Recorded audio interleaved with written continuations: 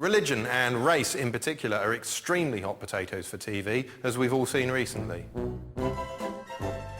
Usually CBB is a knockabout live-action satire in which famous people make arse-ingrate tits of themselves to the delight of the general public.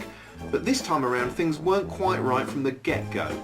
For starters, the initial lineup was one of the feeblest in history, with a cast list that wouldn't qualify for entry into the VIP section of a branch of Greg's the Bakers.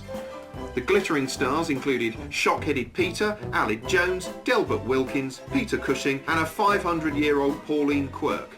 Actually, I think it's disgraceful putting elderly people in the house. Takes them half a f***ing series to get up the stairs. The most interesting inmate was Donny Tourette, played by Rick Parfitt from Status Quo. Being a rocker, he did all the usual outrageous rocker things. Jumping in the pool fully clothed, smoking, flobbing and trying it on with the groupies. Once the first chaotic night was over, things settled down into an agreeably tedious groove. But that was far too civilised, so before long Big Brother decided to send in the goodies, a group so coarse they could lower the tone at an interspecies farmhouse gangbang. In they came, Jade, increasingly resembling a badly made Billy Piper action figure, Jack, a man so slow he probably has to whistle before going to the toilet so he knows which end to shit through, and Jackie, played here by Doc Cotton, reflected in the side of a dented kettle. What's your name? Shilpa. Shilpa. I'll just call her what you like, I'm sure no one will notice. Straight away, the newcomers proved too much for some of the other housemates to stomach. Donny gained 1,000 dignity points by scrambling over the wall. I'm not fucking waiting hand and foot on some fucking moron and their family. And then Ken stormed out. Well, I say stormed out. Frankly, I had to hit the fast-forward button 3 times just to get the fucker across the room. By now, the show was in a tailspin, enlivened only by the Alan Partridge-style meltdown of Leo Sayer, who'd gradually lapsed into an eerie impersonation of Dudley Moore on the Derek and Clive albums.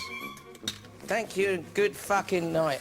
Fuck off. Fuck yourself. Eventually, in an impressive postmodern protest against the narrative conventions of television, he broke through the fourth wall and assailed the author, represented here by 2 security guards and some production staff.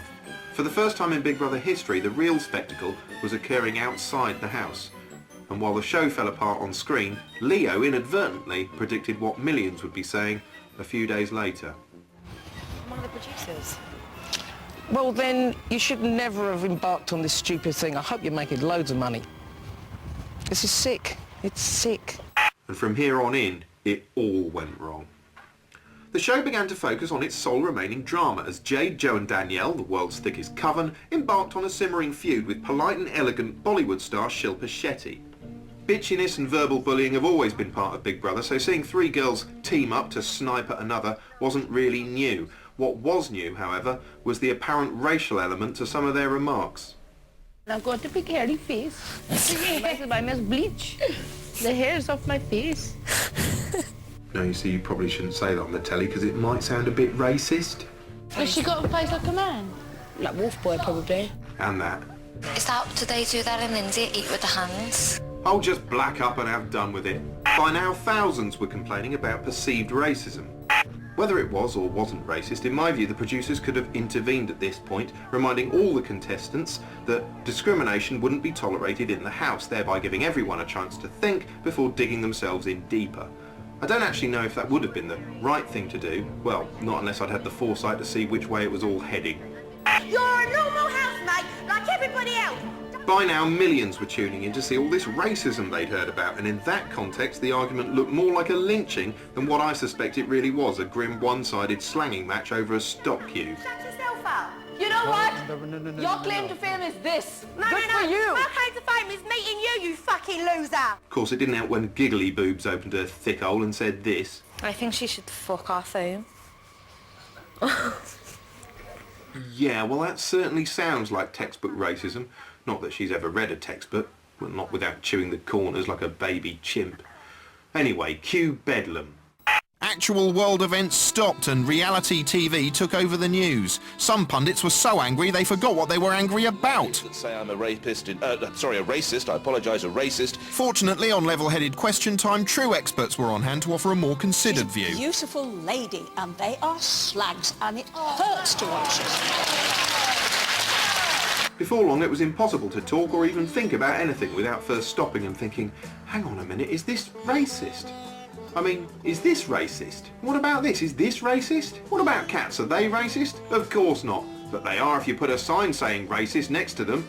Boo! Death to the racist! Just to make things worse, in my opinion, Channel 4's reaction was pretty ramshackle. Oh, look at his T-shirt. For God's sake, you look like a B&Q assistant. I blame Channel 4 and Endemol for all world evils. Incidentally, this programme is made by a company part owned by Endemol, which is why you'll see a familiar logo popping up on screen at the end of the programme. But we might hold a phone vote to have it replaced with a slightly less contentious image. Something like this. Anyway, back to the race war, and by now the media had identified the main culprit, i.e. the one who'd actually made the least racially iffy statements, but was definitely the loudest and the most well-known.